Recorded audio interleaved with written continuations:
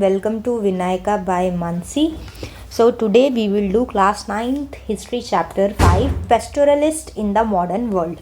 मतलब पेस्टोरलिस्ट जो लोग होते हैं वो मॉडर्न वर्ल्ड में आज के टाइम में कैसी उनकी लाइफ है और उससे पहले कैसी थी और ये कौन लोग होते हैं, क्या उनका लाइफस्टाइल होता है, उसके बारे में हम जानेंगे mostly in India and Africa. ठीक है, क्योंकि यहीं पे ज़्यादा ये लोग पाए जाते हैं. अब पेस्टोरलिस्ट होते क्या है? पेस्टोरलिस्ट मतलब होता है चरवाहे, जो अपने साथ जानवर लेके चलते हैं उनको चराने के लिए एक जगह से दूसरी जगह, फिर दूसरी जगह. एक परमानेंट सेटलमेंट नहीं होती इनकी, क्योंकि इनको अपने जानवरों के हिसाब से अलग अलग जगहों पे स्टे करना पड़ता है ना. कभी उन्हें कैसी घास खिलानी है किसी जगह पे, वहाँ पर लेके जाते हैं. फिर कहीं उस सीज़न में अगर वहाँ घास नहीं है तो दूसरी जगह पे जाते हैं. इसीलिए इन्हें नोमैडिक पेस्टोरलिस्ट कहते हैं. पेस्टोरलिस्ट मतलब हो गया चरवाहे, और नोमैडिक मतलब जो लोग एक जगह से दूसरी जगह पर जाते रहते हैं, एक फिक्स जगह पर रहते नहीं है और ये अपने जानवरों के साथ घूमते हैं, इसलिए नोमैडिक पेस्टोरलिस्ट. और इंडिया के बहुत सारे पार्ट्स में है ये. जैसे देखो मोस्टली राजस्थान में आपको ऐसे लोग दिखते होंगे कैमल वैमल लेकर जो चलते हैं. शीप होती है, गोट्स होती है, इनको लेकर वो चलते हैं. इसी से अपना पेट भी भरते हैं, वो सारा काम भी उनका इसी से ही होता है. ये देखो जैसे कि ये रही पेस्टोरलिस्ट, है ना. और ये जो पेस्टोरलिज्म है वो इंडिया और अफ्रीका में बहुत ज़्यादा इम्पॉर्टेंट रहा है, बहुत ज़्यादा, क्योंकि काफ़ी ज़्यादा लोग पहले यही काम करते थे, इसी में इंडल्ज थे. बाद में इंडस्ट्रियलाइजेशन वगैरह हुई है मॉडर्न टाइम्स में, तब जाके चीज़ें बदली हैं थोड़ी, लेकिन अभी भी ये लोग एग्जिस्ट करते हैं. आपने देखा होगा, आप गाँव वाँव की साइड जाते हो तो. अब सबसे पहले तो हम बात करते हैं, ज़रूरी नहीं है ये सिर्फ राजस्थान में ही है. अगर हम बात करें इंडिया में तो माउंटेन्स की साइड पे, मतलब नॉर्थ इंडिया की जब हम बात करें तो वहाँ भी पेस्टोरलिस्ट कम्युनिटीज़ रहती हैं. जैसे कि गुज्जर बकरवाल्स, जो कि कहाँ पाए जाते हैं? Jammu and Kashmir. Winter season में वो क्या करते हैं, जो ऊपर तो देखो बहुत ज़्यादा स्नो हो जाती है ऐसे, तो यहाँ पे ये इनको जानवरों को खिलाएंगे कहाँ से कुछ, ये तो घास वास खाने वाले जानवर होते हैं, है ना. तो ये थोड़ी नीचे वाली जगह पे लो हिल्स में आ जाते हैं, शिवालिक रेंज में.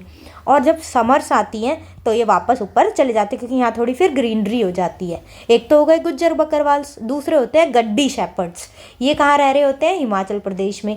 विंटर सीजन में ये मूव करते हैं, ये भी शिवालिक रेंज में आ जाते हैं. और समर सीजन में लाहौल एंड स्पीति और थोड़ी ऊपर की रेंज है वो, वहाँ ये चले जाते हैं. ये देखो ऐसी इनकी लाइफस्टाइल होती है कि बंजारे होते हैं ना भाई, अपने जानवरों को लेके एक जगह से दूसरी जगह जा रहे होते हैं. और कई हाउस होल्ड, यही ऐसी फैमिलीज़ कई सारी जो पेस्टोरलिस्ट की होती है, जब एक साथ मिलके जर्नी तय करती है. ग्रेजिंग ग्राउंड्स मतलब जहाँ हरी हरी घासें होती है, जहाँ जानवर इनका खाना खाते हैं, चारा खाते हैं. जब इकट्ठे ये इस जर्नी पर निकलते हैं तो उसे बोलते हैं काफिला. बोलते हैं ना, देखो काफिला जा रहा है, तो इसे बोलते हैं काफिला. और इंडिया में अगर हम बात करें ना, पेस्टोरलिस्ट कम्युनिटीज़ मेनली कौन कौन सी है? देखो गुज्जर्स बकरवाल तो हमने पढ़ लिया अभी, गड्डी शेपर्ड्स भी हमने पढ़ा, भूटिया और गुज्जर्स यहाँ पे भी पाए जाते हैं. ठीक है, ये मोनपास नॉर्थ ईस्ट में पाए जाते हैं. बंजाराज इधर सेंट्रल इंडिया में, ये नॉर्थ इंडिया की साइड पाए जाते हैं. रायकाज राजस्थान में, मालधारीज इधर पाए जाते हैं गुजरात में. बंजाराज देखो यहाँ मध्य प्रदेश में भी पाए जाते हैं. धांगर्स पाए जाते हैं. कुरुबाज और गोलाज साउथ इंडिया की हम बात करें तो वहाँ भी पाए जाते हैं. देखो ऑल ओवर इंडिया में इनकी कम्युनिटीज़ है, ऐसा नहीं है सिर्फ कुछ राजस्थान जैसी जगहों पे ही आपको पेस्टोरलिस्ट मिलेंगे. माउंटेन्स में भी है, नॉर्थ ईस्ट में भी है, वेस्ट में भी है और साउथ इंडिया में भी है. अब पेस्टोरलिस्ट की अब हम ईस्ट इंडिया में बात करें तो गड्डी शीपिंग, देखो ऐसे शेपर्ड करते हैं, ऐसे बेचारे अपनी शीप्स को लेके चलते हैं जगह जगह, उनकी ऊन बेच के बिजनेस करते हैं. कभी उनकी खाल से बिजनेस होता है, ठीक है, कभी उनके दूध से, डेयरी प्रोडक्ट्स से इनको फ़ायदा होता है. अब जब नॉर्थ ईस्ट की हम बात करते हैं, गढ़वाल और कुमाऊँ जैसी जगह पे, वहाँ पे है गुज्जर कैटल हर्डर्स, गुज्जर वाली कम्युनिटी. और वो नीचे आ जाते हैं ड्राई फॉरेस्ट में, भाबर जिन्हें बोलते हैं, ड्राई फॉरेस्ट ऑफ भाबर में आ जाते हैं नॉर्थ ईस्ट की साइड पे, अपने जानवरों को खाना खिलाने के चक्कर में. ठीक है, विंटर्स में ये आ जाते हैं नीचे, और समर में थोड़ा ऊंची जगह पे चले जाते हैं, जो कि है बुग्याल्स. ऊंची वाली जगह क्या है वहाँ पे? बुग्याल्स. और नीचे जो ड्राई फॉरेस्ट है उनका नाम है भाबर. तो ये गढ़वाल और कुमाऊँ में जो गुज्जर कैटल हर्डर्स हैं वो करते हैं यहाँ से यहाँ ट्रैवल. और जो भूटियाज वाली कम्युनिटी है, शेरपाज है, किन्नौरीज है, ये है हिमालयाज के. ठीक है, ये क्या करते हैं? सीजनल चेंजेस होते हैं ना, जैसे जैसे सीजन चेंजेस होते हैं उसके अकॉर्डिंग ये एडजस्ट होते रहते हैं. और जब भी जितना जहाँ पे इनको पेस्चर मिलता है, खिलाने के लिए उनको सामान मिलता है, उस हिसाब से अपने जगह जगह बदलते रहते हैं और बिल्कुल भी ना पेस्चर को वेस्ट नहीं करते, मतलब तरीके से यूज़ करते हैं, क्योंकि होता ही कम है, एक जगह से दूसरी जगह इनको जाना पड़ता है, इतनी मेहनत करनी पड़ती है पेट भरने के लिए अपने जानवरों का और खुद का पेट भरने के लिए भी, तो उसको वेस्ट नहीं होने देते, इफेक्टिव यूज़ करते हैं। ये तो बात हो गई नॉर्थ ईस्ट की, हिमालयाज़ की, ठीक है। अब हम बात करें प्लेन एरिया, डेजर्ट एरिया और प्लेट्यूज़ की, तो यहाँ पे कौन कौन सी होते हैं, ढांगर्स जो कि पाए जाते हैं महाराष्ट्र में, गोलाज, कुरुमाज एंड कुरुबाज जो पाए जाते हैं कर्नाटका एंड आंध्र प्रदेश में, और रायकास की बात करें तो राजस्थान में, और बंजारास तो बहुत ही जगह पे है, UP, Punjab, Rajasthan, MP and Maharashtra. आपने सुना भी होगा, ये तो बंजारे हैं, दिल्ली में बंजारा मार्केट लगती है ना, वो बंजारे लोग होते हैं वो बिजनेस दूसरा कर रहे होते हैं, लेकिन मेन इनका क्या काम है, पेस्टोलिस्ट, नोमैडिक पेस्टोलिस्ट वाले काम इनके हैं, जिन्हें बंजारा बोलते हैं। बंजारे का मतलब ही नोमैड्स है, जो एक जगह से दूसरी जगह जाए, और जब इनके साथ पेस्टोलिस्ट वर्ड जुड़ जाता है तो मतलब वो क्या हो जाते हैं, चरवाहे, ठीक है। अब ये प्लेट्यूज की हम बात करें, मैंने आपको बता तो दिया कौन कौन से होते हैं। अब महाराष्ट्र में ढांगर्स है, वो अर्ली 20th सेंचुरी में पता है कितने थे, 46,70,000, मतलब कम तो नहीं है भैया। और इसमें ये जब ये इनका अपने जानवरों के साथ बिजनेस करते हैं, इससे पेट भरते हैं अपना, तो इनके ब्लैंकेट्स इनकी खालों से, ऊन से बनते हैं, बफेलोज रखते हैं, ये शीप्स रखते हैं, ठीक है। कैमल की भी ये टूरिज्म में हेल्प होती है, जो लोग देखते हैं उससे भी इनका पेट भरता है। ये देखो राजस्थान की साइड पे जाएंगे तो, और मानसून की साइड पे ये जो ढांगर्स वगैरह होते हैं, ये कहाँ पे, सेंट्रल जगह है ना महाराष्ट्र की, वहाँ पे चले जाते हैं, क्योंकि महाराष्ट्र में बहुत ज़्यादा बारिश आती है, ये तो आपको पता ही है। तो रेनफॉल में जो पुअर सॉइल है वो श्रब्स से कवर हो जाता है, तो बंजारा वहाँ पर अपनी वो जो भी बाजरा वहाँ पे उगाया जा सकता है, तो वो फिर बाद में जब इनके ये काम आ जाता है, फिर मानसून के टाइम पे फिर इन पे बहुत सारी जगह होती है अपने जानवरों को खिलाने के लिए, ग्रेजिंग ग्राउंड। लेकिन अक्टूबर तक आते आते क्या होता है, फिर जब बाजरा कटने वाला होता है, बाजरे की फसल होने वाली होती है, तो ये वेस्ट की तरफ चले जाते हैं, क्योंकि यहाँ पे तो ये बाजरे बोने वाला काम कर लेते हैं, लेकिन अक्टूबर के टाइम में जब कट जाता है बाजरा, तो ये जाते हैं वेस्ट साइड, कोंकण एरिया में महाराष्ट्र के, और वहाँ पे ये रहते हैं।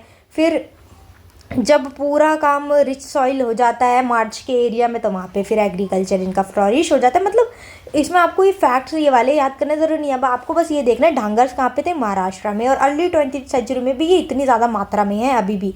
और इनका काम क्या है, ब्लैंकेट वीवर्स हो गए, बफेलो हर्डर्स हो गए।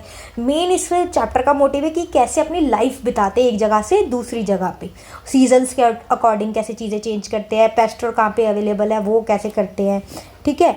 और कोंकण जो पीजेंट्स, कोंकण जगह पे जो पीजेंट्स है ना, वहाँ पे भी फिर क्रॉप हार्वेस्ट होता है, उस हिसाब से ये जाते हैं, जब इनके काम की जगह होती है, इनके जानवरों को फ़ायदा हो सकता है तो ये जाते हैं, वरना वो वहाँ से मूव अवे कर जाते हैं। और अपनी फील्ड्स में भी ये खेती वेती भी करते रहते हैं थोड़ी बहुत। कोंकण जो होते हैं वो राइस की सप्लाई भी करते हैं, जो कि उनके बहुत काम आती है जब कुछ भी नहीं हो पाता ना, मतलब इन एरियाज़ में, महाराष्ट्र जैसे एरियाज़ में और घास वास नहीं हो पाती, तो ये राइस की सप्लाई करते हैं, जो इनका पेट भर देती है। क्योंकि भाई देखो, कभी कभी ये चीज़ें अवेलेबल नहीं होती तो ये भूखे तो मरेंगे नहीं, कुछ ना और काम तो करेंगे ही, तो इसलिए ये अलग अलग ऑप्शंस भी अपना लेते हैं। कभी बाजरे से पैसे कमा लिए, कभी राइस की खेती से थोड़ा सा पैसे कमा लिए, बिजनेस कर लिया उसका, ठीक है। डांगर्स एंड कोंकण्स महाराष्ट्र में। और अब आंध्र प्रदेश और कर्नाटक की बात करें तो कर्नाटक की साउथ इंडिया में गोलाज वाले, ये भी अपनी कैटर लेके चलते हैं, ठीक है। इन और क्यों कौन होते हैं, कुरुमाज एंड कुरबाज, ये शीप और गोट्स ज़्यादातर लेके चलते हैं, भेड़ बकरियाँ। और जो इनकी जो लेडीज़ होती है ना, वुमेंस, वो ब्लैंकेट्स बुन बुन के ऊन से वो बेचती हैं। दिल्ली में भी आ जाते हैं बेचारे कई लोग बेचने, पता है ना आपको कितनी बारी आते हैं जम्मू कश्मीर की साइड से शॉल, ब्लैंकेट्स। और ये गोलाज आंध्रा एंड कर्नाटका के, ये इनका काम ये होता है ब्लैंकेट्स, वोवन ब्लैंकेट्स बेचना। और जब इनका ड्राई सीजन होता है तब ये कोस्टल एरियाज़ में चले जाते हैं, जो समुद्र के पास वाले एरियाज़ होते हैं, और जब बारिश वहाँ पे आने वाली होती है तो ये वापस आ जाते हैं।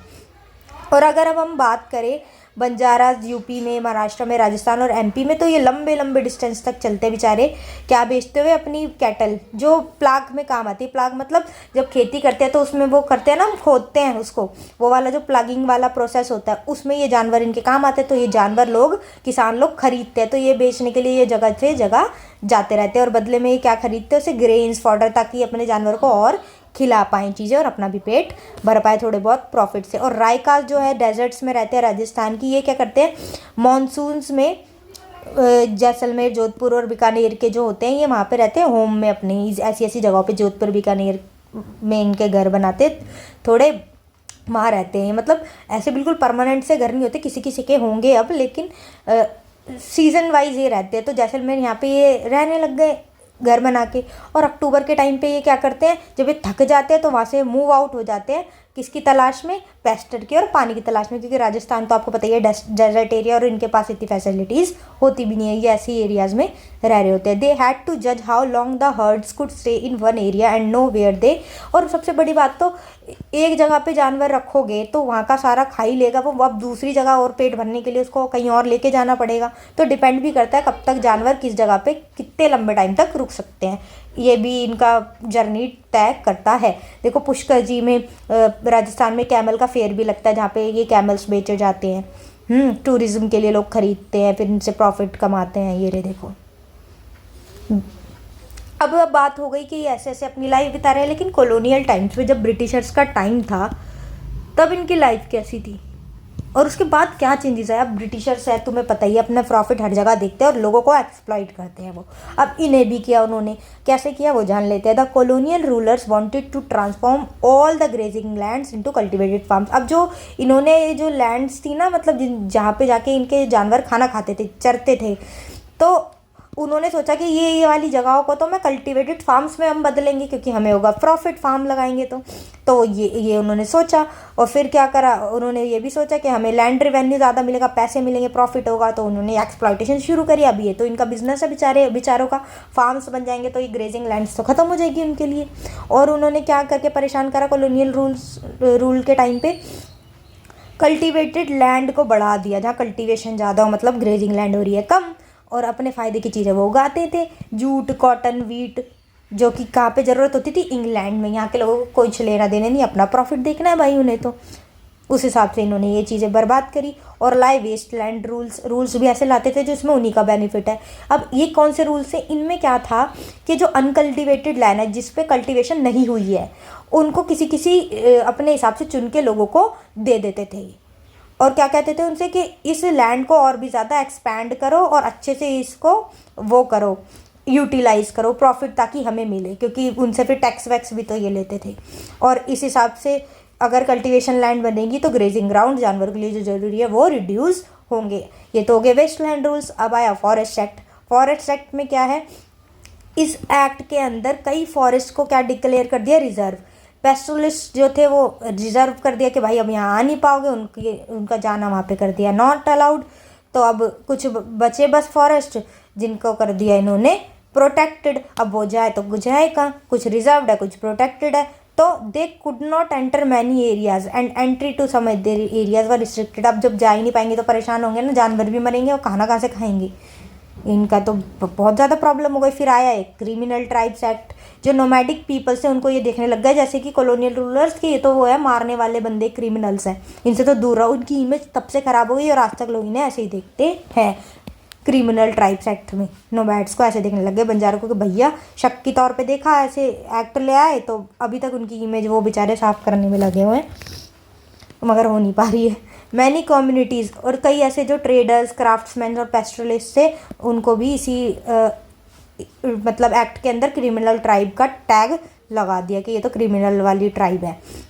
दे वर फोर्स टू लिव, और इन्होंने क्या करा, ज़बरदस्ती कहा कि इसी विलेज में तुम रहोगे और कहीं तुम नहीं जा सकते। और पुलिस ऑफिशियल्स को बोल दिया कि इनका ध्यान रखो, क्योंकि क्रिमिनल्स की तरह ही देख रहे थे फिर इनको वो। अब ग्रेजिंग पे भी टैक्स लगा दिया, वैसी जगह नहीं, और उस पर भी टैक्स इन्होंने लगा दिया।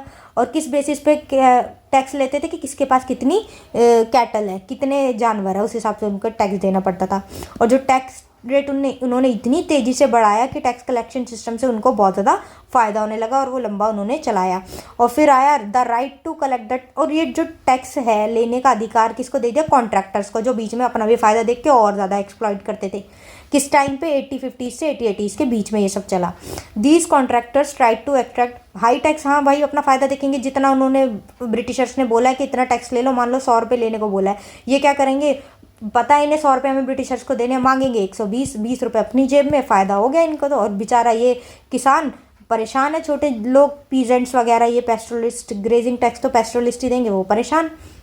बताओ, अब इस चीज़ से पेस्टोलिस्ट की ज़िंदगी में बदलाव आपको पता ही चल गए होंगे क्या क्या है, और डिटेल में पढ़ लेते थोड़ा। जो पेस्टोल लैंड थी वो तो इन पे कम हो गई है, और जो रिज़ल्ट हुआ इसका क्या हुआ, बहुत ज़्यादा इंटेंसिव ग्रेजिंग जो होती है, बहुत ज़्यादा तेज़ी से मतलब जो चरते हैं इनके जानवर, वो होने लगी ज़्यादा ही ज़्यादा। जितना भी बचा हुआ था उसका तो फिर जल्दी से चीज़ें ख़त्म होगी। और जैसे पास्ट में होता था सीजनल मूवमेंट, एक जगह से दूसरी जगह ये चले जाते थे, वो इनका कम हो गया क्योंकि प्रोटेक्शन एरिया ये सब इन्होंने इतना ज़्यादा कर लिया था। और ये कल्टीवेशन करने के लिए नेचुरल रिस्टोर भी करना था, वेजिटेशन ग्रोथ के लिए भी एक जगह से दूसरी जगह जा भी नहीं पाते थे, इतना एक्सप्लॉइट भी नहीं कर सकते, इन्हें भी देखना है आगे का रूल्स है वो अलग। और शॉर्टेज हो गई फिर एनिमल्स के लिए, बेचारे एनिमल हो गए परेशान, उनकी हालत ख़राब, बीमार। और कई ऐसी कैटल्स थी जो कि मर भी गई थी शॉर्टेज ऑफ फूड की, फॉडर की वजह से। ये देखना ऐसी ज़िंदगी कर दी थी इन्होंने कॉलोनियल रूल ने। जो पेस्टरलिस्ट थे उन्होंने फिर इन चेंजेस में, अब ये परेशान तो हो रहे हैं तो फिर कैसे इस चीज़ों को टैकल किया, कैसे मतलब उनसे फाइट किया इन चेंजेस से। सम ऑफ द कुछ पेस्टरलिस्ट ने क्या करा कि अपनी जो कैटल थी उनका नंबर कम कर दिया, क्योंकि जितनी कैटल उतना ज़्यादा टैक्स भी उन्हें देना पड़ता था और प्रॉफिट ज़्यादा हो नहीं रहा था। और फिर कुछ नए पेस्टोर जगह ढूंढने की कोशिश करी इन लोगों ने, जैसे राइकाज ने देखा सिंध वाले एरिया में तो अब वो जा नहीं सकते हैं पार्टीशन के बाद, क्योंकि अब तो वो पाकिस्तान में हो गया, तो वो कहाँ पे जाने लगे, हरियाणा की साइड पे ढूंढने पेस्टल लैंड। और जो कुछ अमीर पेस्टरलिस्ट थे उन्होंने ज़मीनें खरीदना शुरू कर दी और सेटल होना शुरू कर दिया। और जो इनकी नोमैडिक लाइफ थी एक जगह से दूसरी जगह जाने वाली, वो छोड़ दी, दूसरे कामों में लग गए, जैसे पीजेंट्स बन गए या कुछ और ट्रेडिंग का काम करने लग गए। और जो पुअर पेस्टरलिस्ट थे, बेचारे गरीब थे, वो उन्होंने क्या करा, पैसे उधार लिए बेचारों ने सर्वाइव करने के लिए। कई तो बेचारे अपनी कैटल बेच दी, सारी शीप्स बेच दी, लेबर बन गए और फील्ड्स में काम करा छोटे छोटे शहरों में। और क्या करते बेचारे। अब बात करें यही चीज़ पेस्टरलिज्म की अफ्रीका में, तो half of the population, world की पेस्टरल पॉपुलेशन जितनी भी है वो मोस्टली कहाँ पे है, अफ्रीका में। अब यहाँ पे क्या नाम है कम्युनिटीज़ का, अजीब जो भी गरीब नाम है, Berbers, Maasai community very famous, Somali, Boran, Turkana and Bedouins. I may be wrong in pronunciation, but ये स्पेलिंग्स यहाँ पे ठीक लिखी हुई है अफ्रीका की कम्युनिटीज़ की, ठीक है। Pastoralist communities of Africa. They raise cattle, camels, कौन कौन सी इनकी होती थी, जो भी जानवर होते थे, कैमल्स होते थे, गोट होती थी, शीप, डोंकीज भी ये रखते थे, और दूध बेचते थे, उनका मीट और एनिमल की स्किन और वूल। और कई बार ये ट्रेड और ट्रांसपोर्ट के थ्रू भी अर्न करते थे। सम अदर कंबाइंड पेस्टर, और अभी भी है वहाँ, तो अभी भी बहुत मात्रा में, ऐसी बात नहीं है। Some other combined pastoral active, और कई एग्रीकल्चर में भी इन्वॉल्व थे। मैनी अदर्स डू, और कुछ अलग अलग टाइप ऑफ काम भी करते थे। और जो ये नई रेगुलेशन आई थी ना, इन्होंने इनका भी जीना आराम किया था, क्योंकि कॉलोनियल रूल अफ्रीका में भी हुआ था। इनकी भी लैंड्स छिन गई, ऐसे ऐसे ये एक्ट्स लाए, सब कुछ लाए, इनकी भी मूवमेंट रिस्ट्रिक्ट हो गई, तो इनकी ज़िंदगी भी ऐसी अफेक्ट हुई। और ड्राफ्ट सूखा पड़ गया तब तो इनकी और भी ज़्यादा हालत ख़राब हुई। और इनकी सोशल रिलेशनशिप्स भी फिर जैसी पहले थी उस पर फ़र्क भी पड़ा, ठीक है।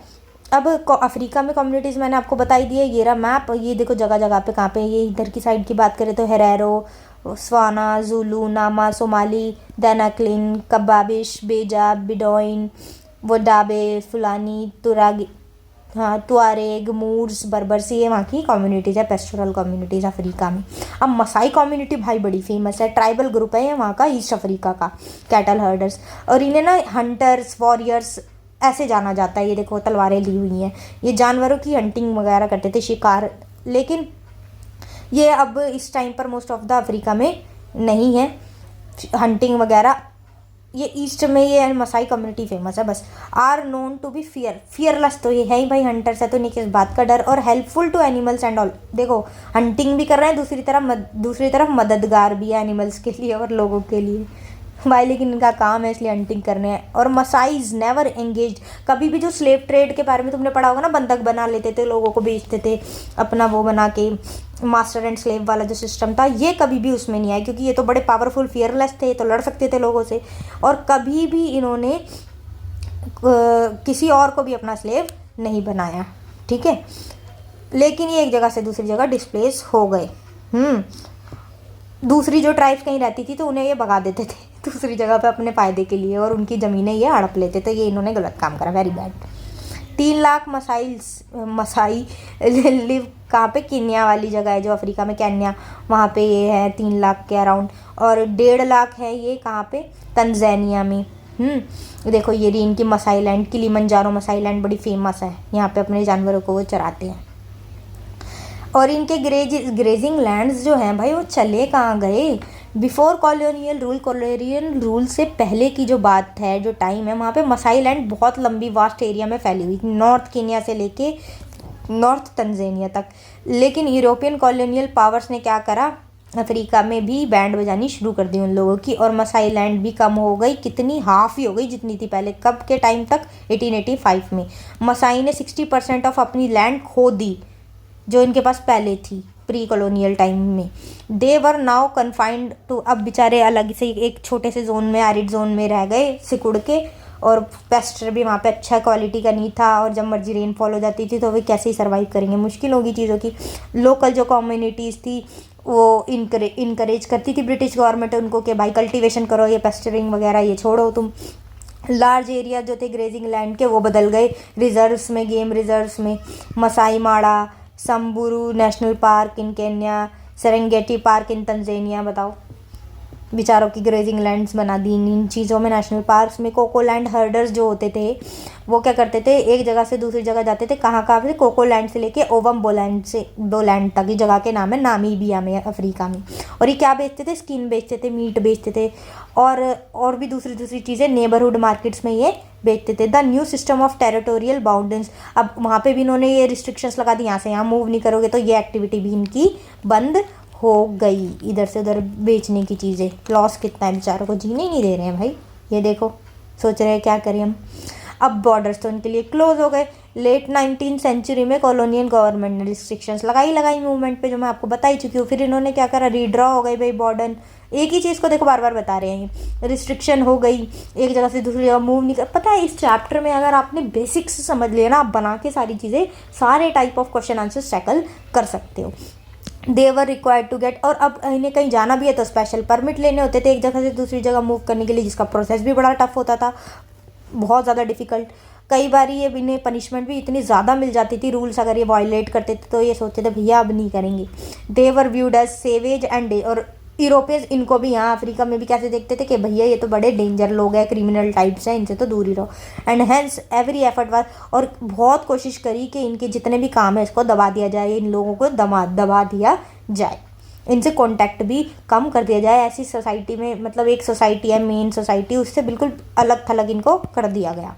और इनके जब इतनी चीज़ें होंगी तो इनके जो पेस्टर्स हैं उन पर ध्यान ही नहीं जाएगा, तो वो ड्राई तो होंगे ही होंगे, सीजनल मूवमेंट हो नहीं पा रही, उनका ध्यान कोई रख नहीं पा रहा है, तो हो गया भाई, सूखा पड़ गया कई जगहों पे हैं। और जो लार्ज नंबर ऑफ मसाइल कैटल थी, मसाई की कैटल्स, वो भी मर गई क्योंकि भूख से मरेंगी, कई बीमारियों से मर गई। 1930 में मसाई जो थे केन्या में, उनके पास कितनी थी देखो कैटल, 7,20,000। तो सोचो जब 1930 में इतनी थी तो और इससे पहले उनके पास कितनी होगी। और शीप थी 8,20,000, और 1,71,000 डोंकीज भी थे, बताओ गधे भी कितने काम की चीज़ है, ऐसी बात नहीं है। Within 2 just years of severe drought, जैसे ही सीवियर ड्रॉथ आया, कब, 1933 एंड 1934 में, हाफ ऑफ द कैटल मसाइस की मर गई जो उन्होंने रिजर्व में रखी हुई थी। और पेस्टो ड्राई का इफेक्ट ये हुआ देखो। अब पता है सारी जो पेस्टर्स थे ना, वो पेस्टरलिस्ट थे, वो इक्वली अफेक्ट नहीं हुए, कुछ अलग अलग तरीके से अफेक्ट हुए। मैं बताती हूँ आपको। देखो कॉलोनियल टाइम से पहले मसाई सोसाइटी ना 2 टाइप ऑफ सोशल ग्रुप में डिवाइडेड थी, एक थे बड़े लोग, एक थे वॉरियर जो लड़ते वड़ते थे। एल्डर्स ने बना लिए रूलिंग ग्रुप जो रूल करते थे, वॉरियर्स हो गए यंग पीपल, यंग लोग, वो क्या करते थे, ज़्यादातर रिस्पॉन्सिबल थे कि वो अपनी ट्राइब की प्रोटेक्शन करे। ये तो राजा की तरह रूल करते थे, ऑर्डर्स वगैरह देते, बड़े लोग थे, और ये प्रोटेक्शन की तरह जैसे सोल्जर होते हैं वैसे काम करते थे। प्री कॉलोनियल टाइम की बात है ये। बाद में तो इन्होंने ये सब एक्टिविटीज़ पे कमी कर दिया। ब्रिटिशर्स ने क्या इंट्रोड्यूस करे, कई ऐसे काम लाए, मतलब रूल्स लाए जो मसाई की कम्युनिटीज़ में क्या काम हो रहा है उस पर भी उन्होंने कंट्रोल करा। कई रिस्ट्रिक्शंस लगा दी, रेड मारी, वारफेयर, लड़ाई झगड़े हुए, और इसकी वजह से उनकी जो अथॉरिटी थी रूलिंग ग्रुप्स की, वॉरियर्स की, वो कम हो गई। मसाई कम्युनिटी तो ऐसे इफेक्ट हुई। और एक चीफ अपॉइंट किया कॉलोनियल गवर्नमेंट ने, जिसने इन्हों से भी फ़ायदा उठाया, वेल्थ बहुत ज़्यादा इकट्ठी कर ली। और अब वो क्या करते थे, एनिमल्स, गुड्स एंड लैंड खरीदते थे, और चीफ्स बन गए मोर पावरफुल, और ये हो गए बेचारे बर्बाद। पुअर पेस्टोरलिस्ट जो थे बेचारे पहले से ही जो गरीब थे, उनके पास तो रिसोर्सेज ही नहीं थे कि वो बुरे टाइम में सर्वाइव कर पाए। कई तो भाई एक जगह से दूसरी जगह चले गए, जहाँ जा सकते थे वो जीने की अलग अलग सर्वाइवल मेथड्स या तरीके ढूंढने।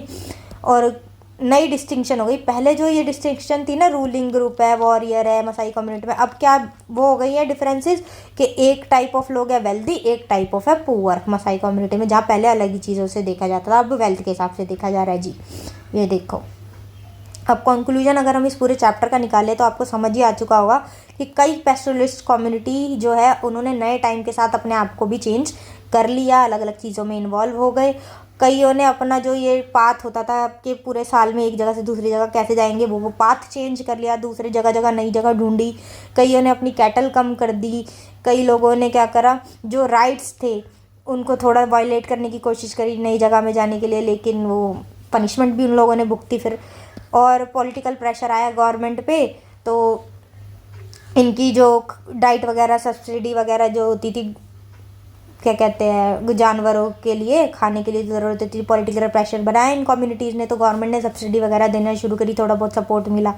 और जो इन्वायरमेंट के ध्यान देने वाले होते हैं इन्वायरमेंटलिस्ट, उन्होंने देखा कि पेस्टोरलिस्ट हिली एरिया और ड्राई एरियाज़ में ही सूटेबल है, तो ये वहाँ ज़्यादा रहते हैं लोग, क्योंकि वहाँ पे अपने अकॉर्डिंग ये मूवमेंट भी कर सकते हैं, इतना मेन सिटी वाला एरिया नहीं होता, तो वहाँ पे लाइवलीहुड कर सकते हैं। तो अब जब हम देखते हैं ना, तो वहीं होते हैं ज़्यादा ऐसी ऐसी जगहों पे जहाँ पे मेन सिटी वाली फीलिंग नहीं है, थोड़ा पिछड़े हुए से इलाके हैं, हिली एरियाज़ हैं।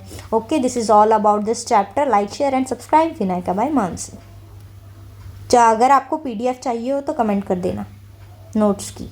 Bye bye.